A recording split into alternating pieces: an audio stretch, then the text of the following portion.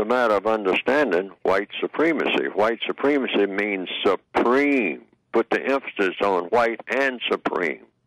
White supremacy in all 9 areas of activity over all of the non-white people of the planet. Not some, all.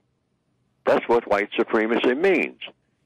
You can't chop it up. You can't say that there are some non-white people who are not subject to white supremacy. That would mean there's no such thing as white supremacy. That's what that would mean. But I'm saying the statement that I'm making is either true or false. Either you have white supremacy or you don't. There's no such thing as in between. And if you have color in your skin, you're under white supremacy. Doesn't make any difference how much money you have, because the money that you have comes from the white supremacists. There's no mysterious money on this planet. It comes from the moon somewhere, or from Mars, or some other galaxy, or some house that comes from somewhere else.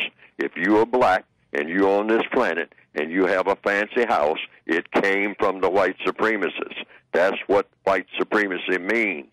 You don't have anything that doesn't come from them. Sure. Mm-hmm. Now, just because Neely Fuller made that statement doesn't mean that it's true, but you can check it out and see if it's true. Ask that person with that fancy mansion on the side of the hill with servants all over the place and 12 cars in the garage. Ask him or her if they got color in their skin. Where did it come from?